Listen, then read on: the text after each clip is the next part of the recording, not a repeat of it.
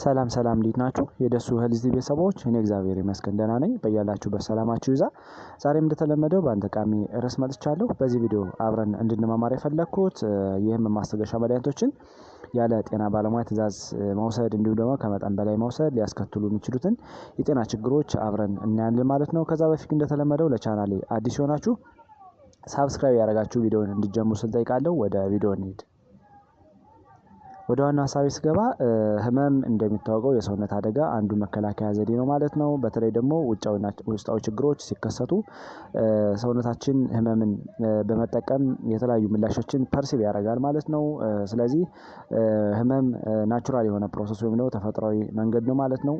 ነገር ግን በተገቢው መንገድ ካልታከመ የተለያዩ ችግሮችን ሊያስከትል ስለሚችል በስርዓት መታከም አለበት ማለት ነው። እንደሚታወቀው ወርልድ ሄልዝ ኦርጋናይዜሽን ወይም ደግሞ WHO እንደሚለው ከሆነ የዓለም የጤና ድርጅት ማለት ነው የህመም ማስታገሻ በአራት ይከፍላቸዋል ማለት ነው። አንደኛ ደረጃ፣ ሁለተኛ ደረጃ፣ ሶስተኛ ደረጃ እና አራተኛ ደረጃ ብሎ ይከፍላቸዋል ማለት ነው።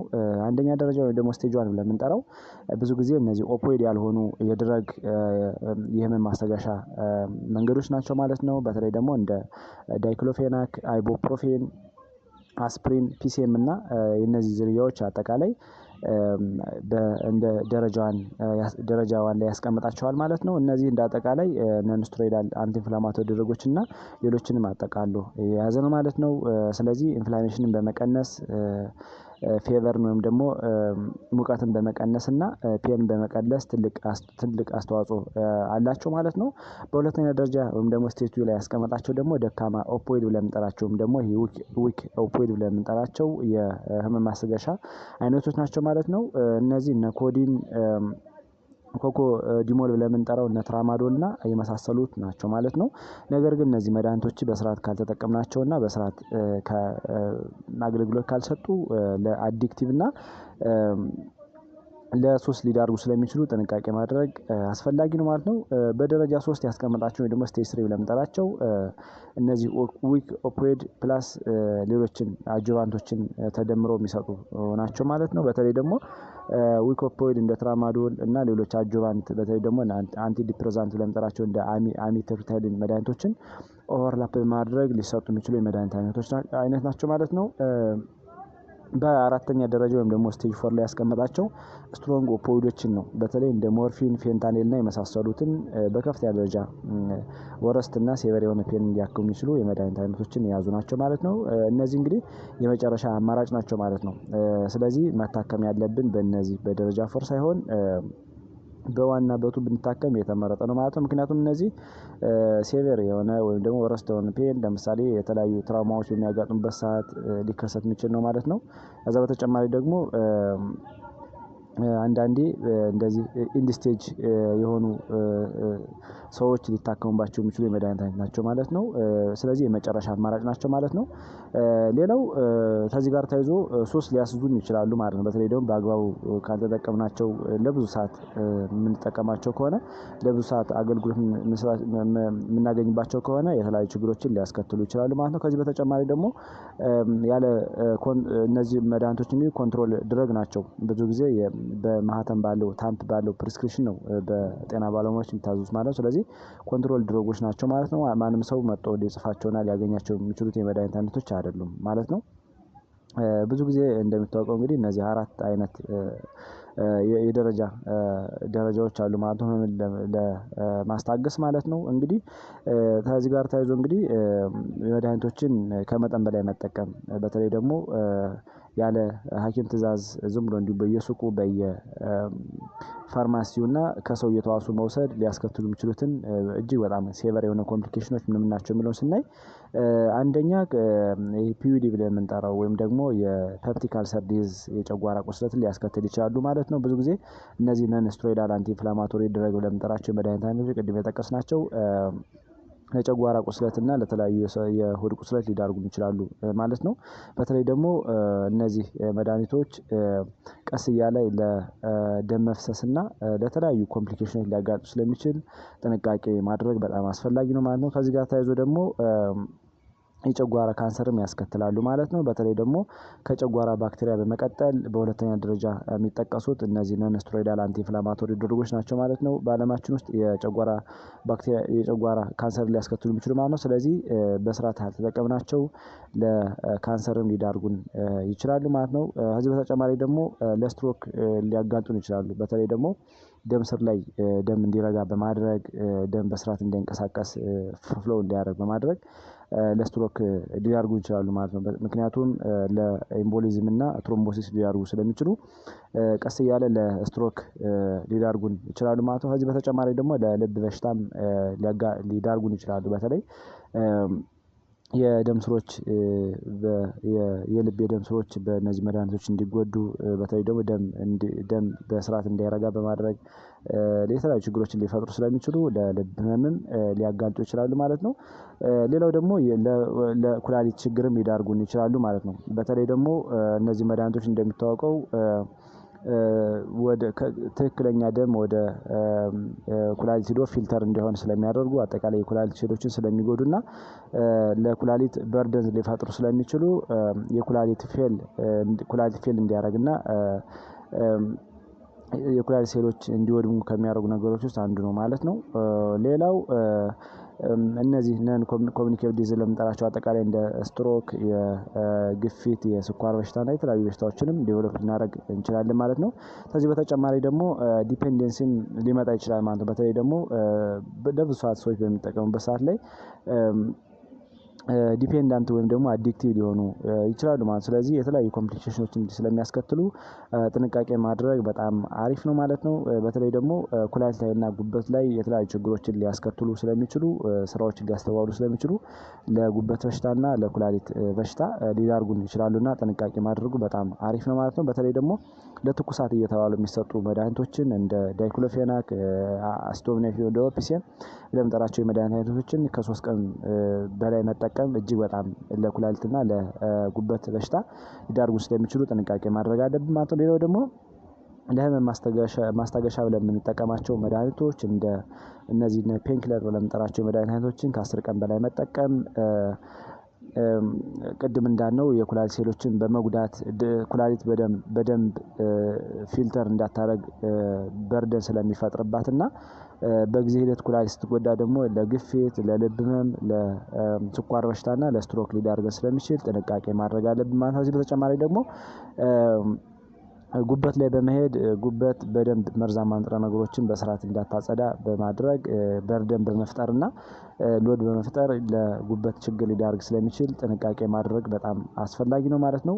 ስለዚህ ከ10 ቀን በላይ የህመም ማስታገሻዎችን መጠቀም አስፈላጊ አይደለም ደብሊው እንደሚለው ማለት ነው። ሌላው ፔን ስንወስድ እንግዲህ ብዙ ጊዜ ፔን ሪሴፕተሮችን ነው ብሎክ የሚያደርግልን ማለት ነው። በተለይ ደግሞ ወደ ብሬን መልእክት ከተላከ በኋላ ፔንን ፐርሲቭ እንድናደርግና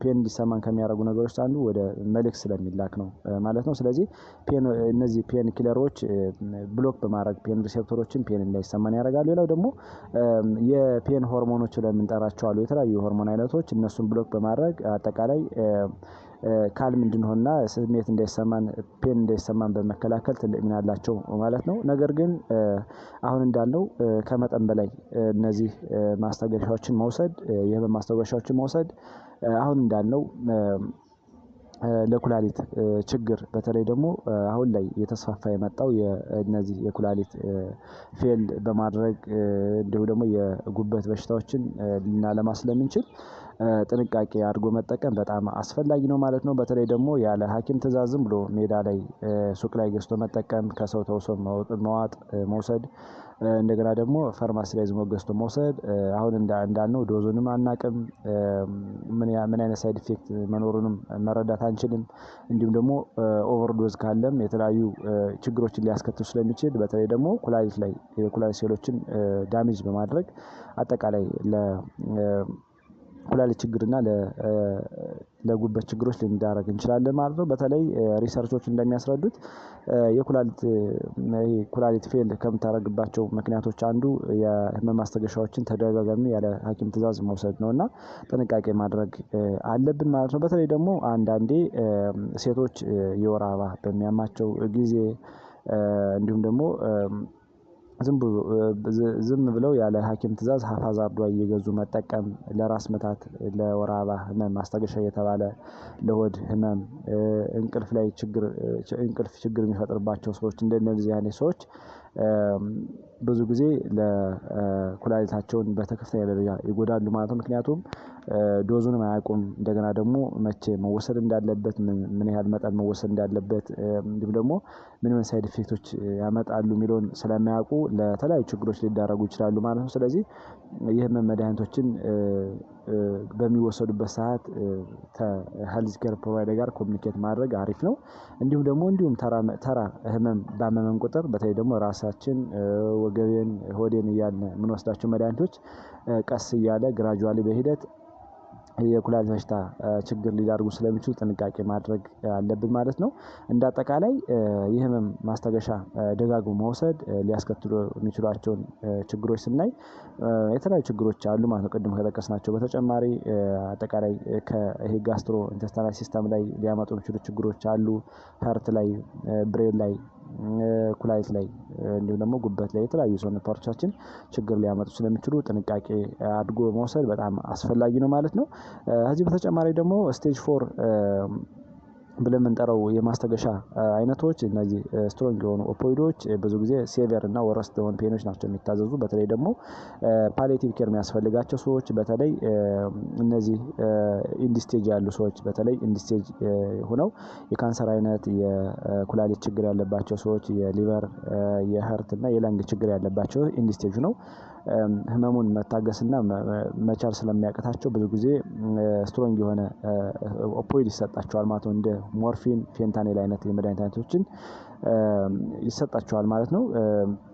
ከዚህ በተጨማሪ ደግሞ ሰርጀሪ የተሰራላቸው ሰዎች ብዙ ጊዜ የተለያየ የሰርጀሪ አይነት የተሰራላቸው ሰዎች ለተወሰነ ጊዜ ስትሮንግ የሆኑ ኦፖይድ ይሰጣል ማለት ነው። ከዚህ በተጨማሪ ደግሞ ትራውማ በሚያጋጥማቸው ሰዎች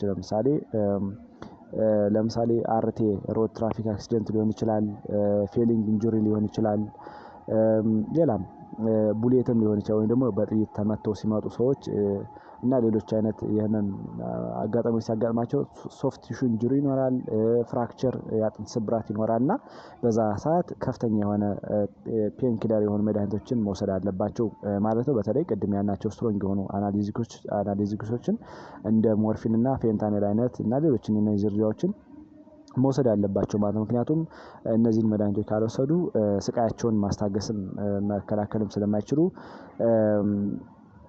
ለተለያዩ ችግሮች ሊዳረጉ ይችላሉ ማለት ነው። ስለዚህ ብዙ ጊዜ WHO እንደሚለው